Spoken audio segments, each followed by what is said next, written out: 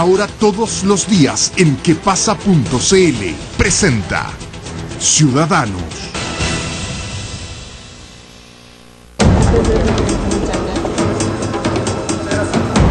Nos interesa saber que a mayor presupuesto no es entendible por los chilenos que finalmente las listas de espera en una cuestión tan sensible terminen aumentando. El auge tiene retrasos, no listas de espera, dado de que es exigible por ley. No hay ningún reconocimiento de ninguna falla o error. Esperábamos un mea culpa, sí, esperábamos un perdón. Es un presupuesto responsable. No basta con que haya más recursos. Debemos usarlos bien. Estamos más bien en vacas intermedias. Y todos nos alineamos a la hora de cierto saber qué se puede y qué no se puede. Los énfasis de este presupuesto son los énfasis que las familias esperan. Obispo encubridor, no puede ser pastor. La única acusación que hubo contra ese obispo fue desacreditada. No está desacreditado que Juan Barros estaba parado al lado nuestro cuando Caradima nos abusaba. Estamos dando una señal de madurez política y aquí Chile necesita una alternativa. Se nos había molestado mucho respecto de que no lo teníamos y hoy día, bueno, con tiempo, haciendo las cosas bien. Lamentamos no haber podido hacer las cosas mejor cuando era necesario. ¡Viva Chile!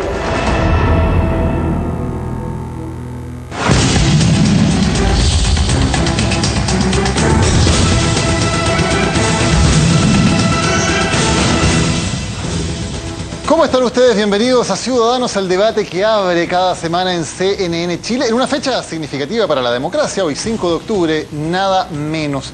Pero claramente son otros y no la conmemoración, la celebración del plebiscito, los temas que se toman en la agenda por estos días. Ustedes vieron algunos de ellos: Contralor, fiscal, un presupuesto que comienza a discutirse con harta controversia en el Congreso, la situación de la Iglesia Católica también, que sigue dominando gran parte de la agenda noticiosa, entre muchos otros.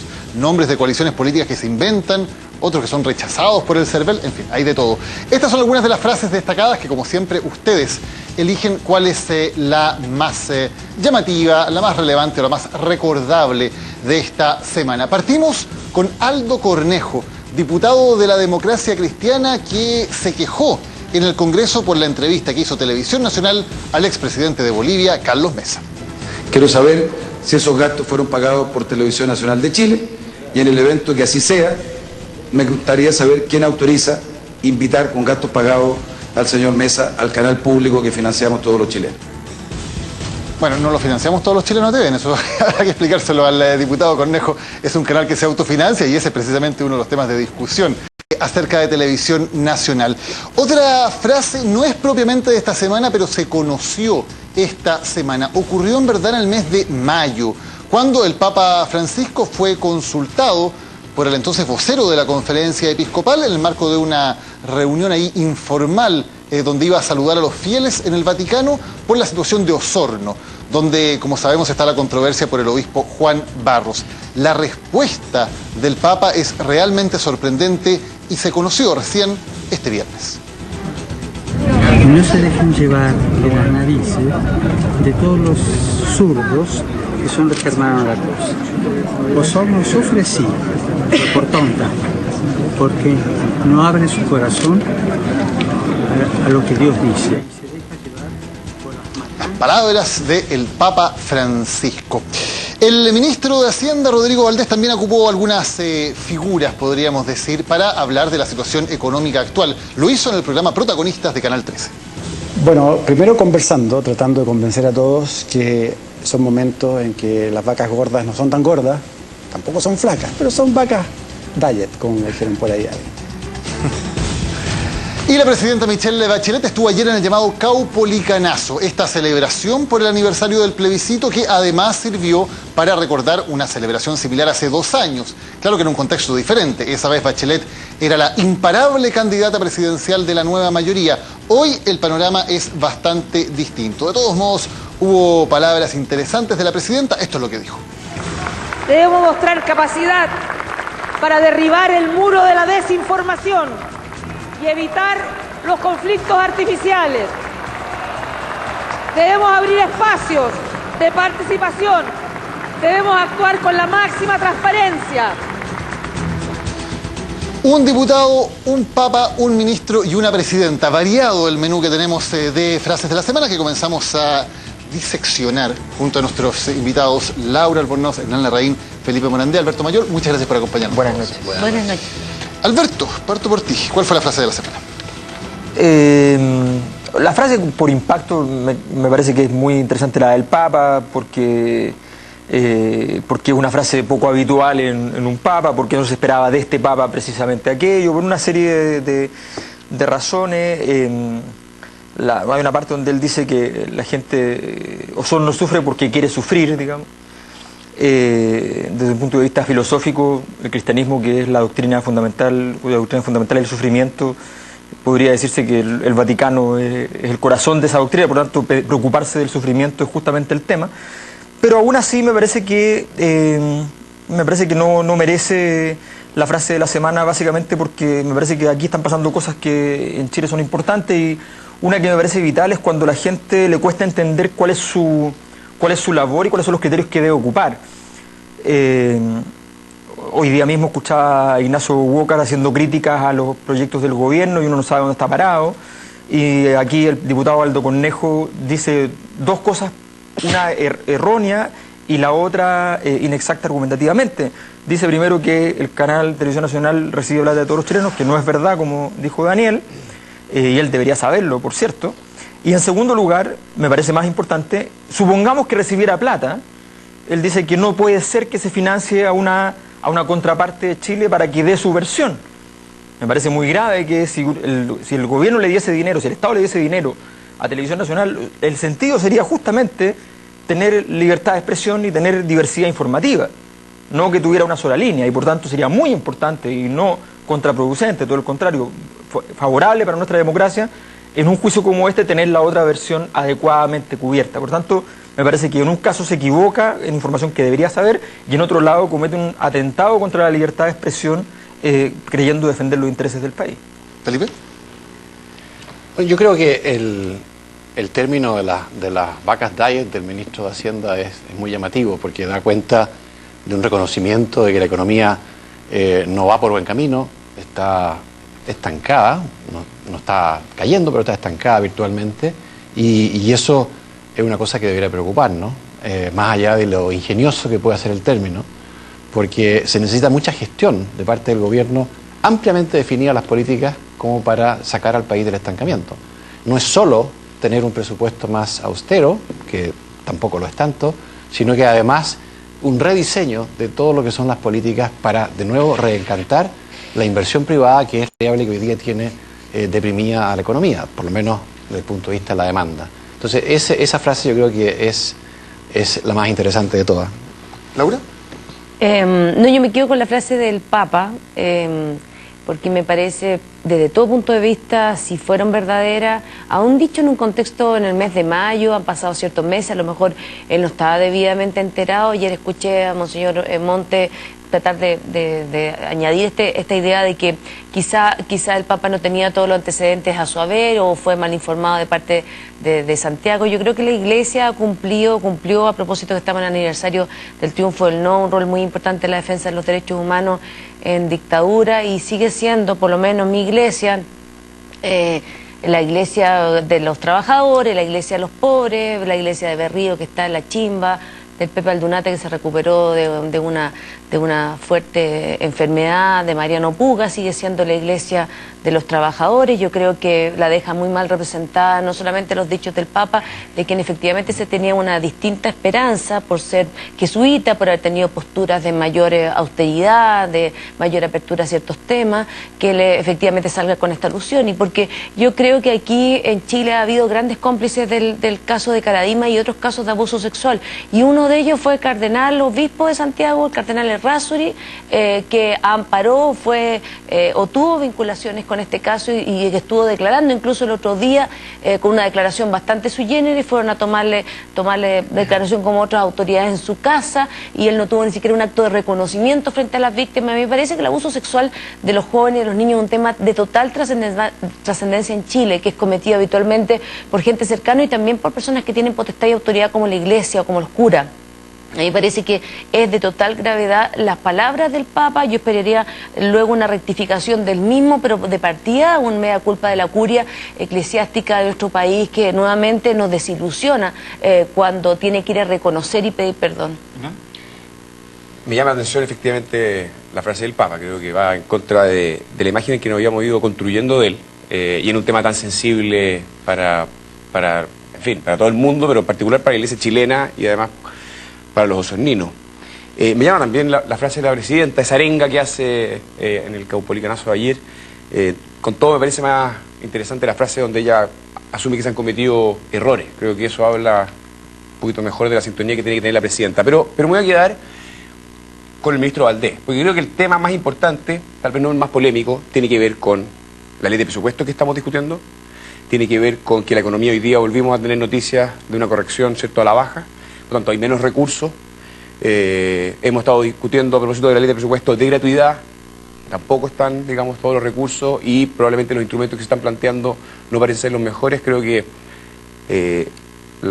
puede sonar divertido las vacas diet, pero creo que habla precisamente de lo más delicado que está enfrentando hoy día el gobierno. Ahí están entonces la votación dividida de nuestro panel, como siempre son ustedes los que eligen a la frase de la semana. Quedémonos con eso, Hernán. A ver, se presenta un presupuesto, algunos dicen muy austero, otros poco austero, tampoco está claro cómo calcularlo, ¿no? Algunos dicen que es 4,4 de aumento, otros lo cifran en 6%, en fin.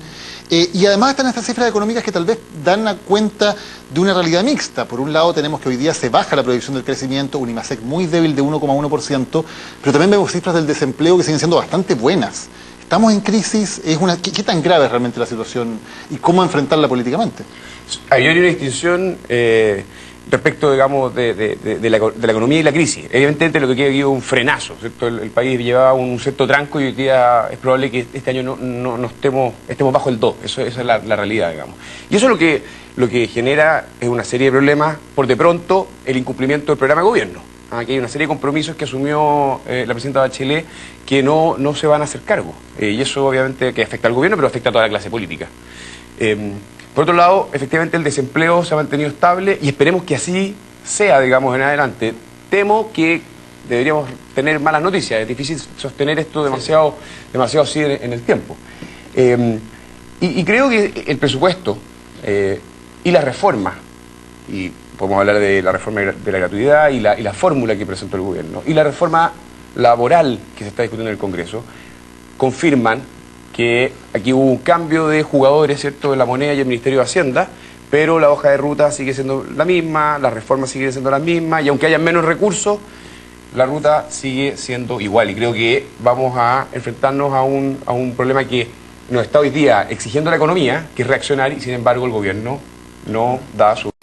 Yo la verdad cuando leo el presupuesto y veo las principales énfasis en materia de seguridad pública, 46.000 millones de pesos para el aumento de efectivos de carabineros, veo un impulso productivo, 114.000 millones de pesos se destinarán a emprendimiento. Cuando leo en materia de construcción o en materia de educación preescolar, lo que veo efectivamente un presupuesto que haciéndose cargo no de la crisis, esto fue descartado hace un rato atrás por muchos economistas, incluso me parece haberlo escuchado en este mismo programa con tu presencia y también con el presidente de la CPC, que no han hablado de crisis, pero sí de un estancamiento, un frenazo que viven muchos países en América Latina y que de nuevo no responde necesariamente, Hernán, para ponerle nombre, porque tú eres insistente con este tema, no responde necesariamente al tema de la reforma. Hay también un contexto externo que hace que esto se apremie o se constriña la economía. y sin ser experta en el tema, a mí me parece que este es un presupuesto serio, riguroso, que intenta mantener una cierta austeridad, como bien se decía adelante, pero que logra poner los énfasis en aquellas reformas que son preocupantes.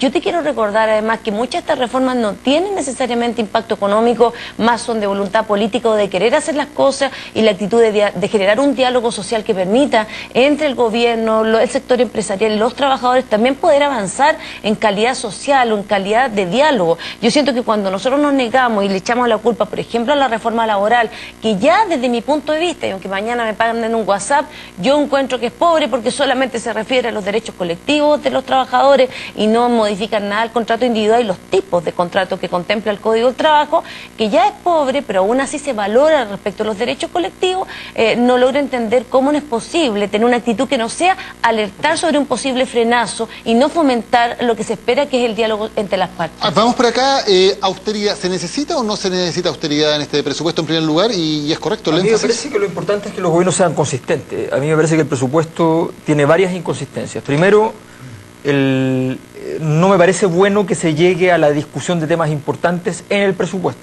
El presupuesto debe discutirse por sí solo. ¿Ya? Pero llegar a discutir el tema de gratuidad en pleno presupuesto son cosas distintas, no debería estar combinado. En segundo lugar, yo creo que existen dos formas de hacer el presupuesto en términos de la teoría económica. Una es efectivamente mantener los equilibrios macro muy fuertemente y tratar de evitar entonces políticas claras de austeridad.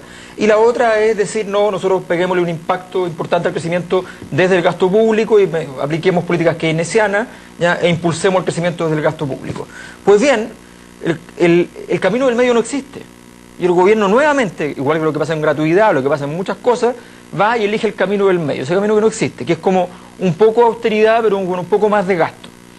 Ese camino no existe. O usted elige un camino y se alinea con lo que tradicionalmente es la derecha y las perspectivas neoclásicas, monetaristas u ordoliberales, o se ancla por el lado keynesiano, neo-keynesiano y se va por el lado de aumentar el gasto público para inyectar crecimiento al país.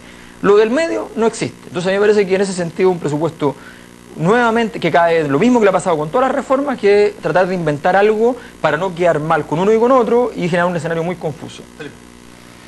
Yo partiría diciendo que lo que ha provocado el estancamiento de la economía ha sido la fuerte caída en la inversión, que viene desde la minería en primer lugar y después de una creación de un clima de negocio muy adverso al sector privado que ha sido generado por el programa de gobierno de la nueva mayoría y las políticas que ha implementado en materia tributaria, laboral y eventualmente constitucional. Entonces partiría por ahí. Y lo que se requiere entonces para que la economía se reanime es que la inversión suba de nuevo, que haya gente que esté dispuesta a poner plata en proyectos para que la economía se expanda, porque eso va a ser el gatillo de una recuperación de la economía. Y lo que vemos entonces con este presupuesto es una situación que es bastante arriesgada por parte del ministro de Hacienda, y es que se la juega por un grado mayor de austeridad, un crecimiento del gasto un poco menor, con el objeto de alguna manera dar la señal de que aquí hay un manejo serio de las cuentas públicas y por tanto decirle al sector privado, anímese a invertir porque aquí tenemos un buen manejo macro. Y el punto que hago yo es que esto es riesgoso porque puede que el sector privado no reaccione a eso. Yo creo que el equilibrio fiscal o la austeridad fiscal es un requisito, es una condición necesaria para que se reanime la inversión y el crecimiento, pero no es una condición suficiente.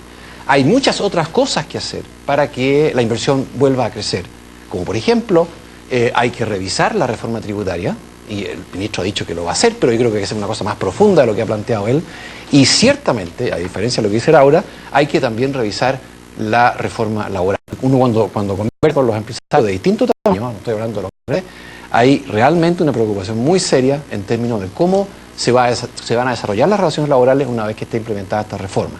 Y si a esto agregamos todavía la posibilidad de que haya una reforma a la Constitución que, aunque parezca muy momio decirlo, afecte, ¿no es cierto?, de alguna manera el derecho de propiedad en un sentido más restrictivo, también es otro elemento que atenta contra los deseos de invertir del sector privado. Entonces, no nos pasemos cuento aquí.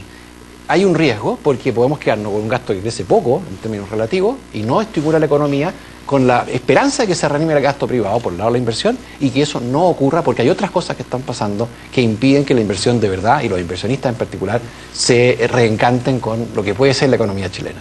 Sí, no, a ver, aquí hay un problema que tiene que ver con que la gran parte de la cartera de inversiones que tenía Chile para este proceso, que eran alrededor de 90.000 millones de dólares en plazo de 10 años, era una inversión fundamentalmente en minería.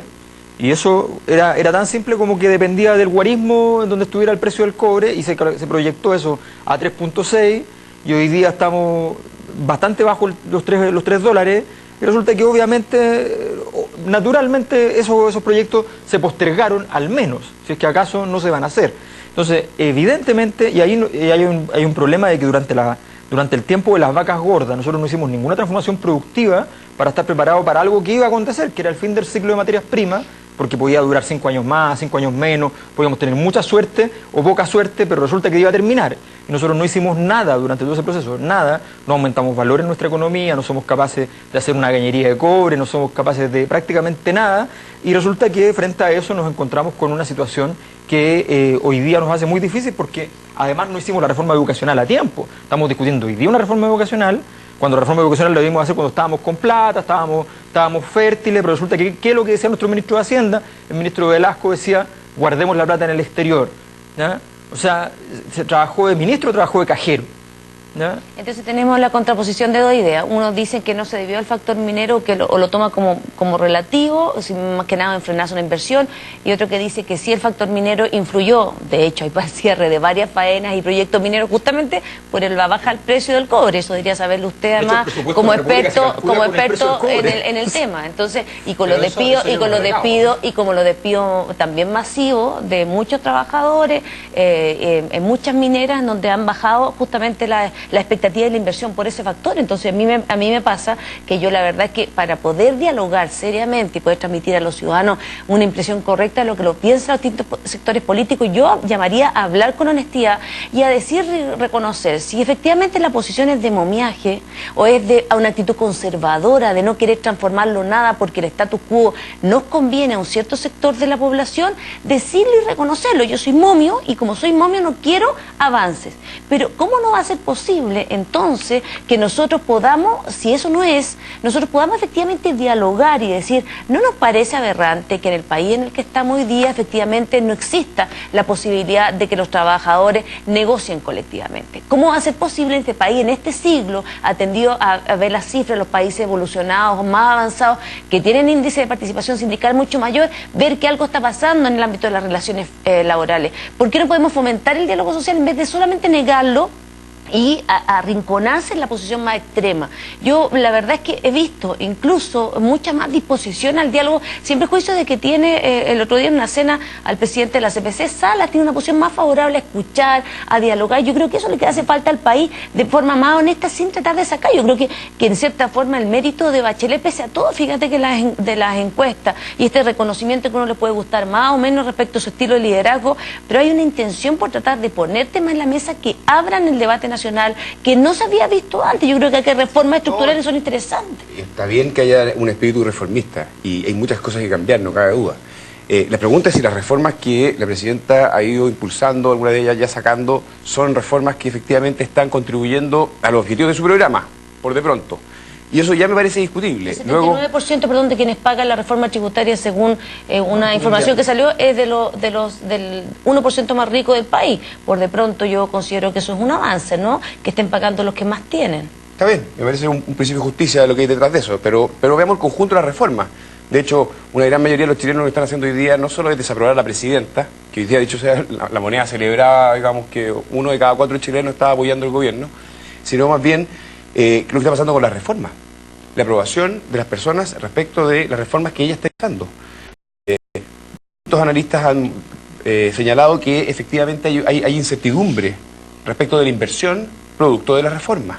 La reforma laboral ha tenido un coro bastante amplio, incluso con voces de lo que podríamos llamar la concertación, en contra de varios temas, entre otros del reemplazo en huelga. Entonces, la pregunta es, en materia de gratuidad, la fórmula que están planteando, además, es muy injusta a estudiantes que tienen las mismas condiciones económicas, pero en instituciones que ya eligieron, van a quedar algunos adentro y otros fuera. ¿Te fijas? Entonces, el conjunto de reformas que está haciendo la presidenta, creo yo, no se acerca al objetivo que ella misma se autoimpuso, que es mayores niveles de igualdad, y creo que ha generado que lo que ayer fue la nueva mayoría hoy día sea más bien no logro entender. Que la información que estemos manejando sea una información medianamente confiable con datos sobre la mesa. Por ejemplo, si a mí me dicen que hay un problema en la inversión porque efectivamente las empresas no tienen capacidad en las condiciones actuales de obtener rentabilidad, veamos las cifras, veamos los niveles de rentabilidad. La rentabilidad de los bancos sigue alrededor del 30%, veamos la rentabilidad de la gran empresa y veamos qué es la capacidad de inversión en ese sentido. Si la rentabilidad sigue sobre el 20% anual, me parece que es una rentabilidad de país en guerra y en tiempos de paz. Entonces, a ver, quedémonos tranquilos, no va a pasar nada, tal vez bajó 2-3 puntos, va a bajar 2-3 puntos la rentabilidad con la reforma laboral, pero tienes un país en mejores condiciones, aumenta la capacidad de consumo, tienes que hacer un análisis más potente.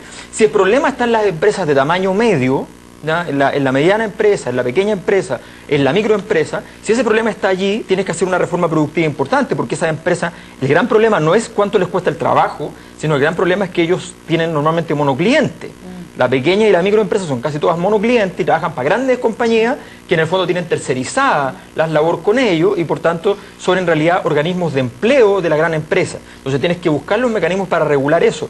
Pero aquí tenemos que sincerar, ¿dónde está el problema? Diagnostiquémoslo, veámoslo y tomemos decisiones. Hacer créditos blandos para la microempresa, para la pequeña empresa, pero no por eso aumentar la confusión, porque a mí lo que me parece grave es la confusión que hemos tenido.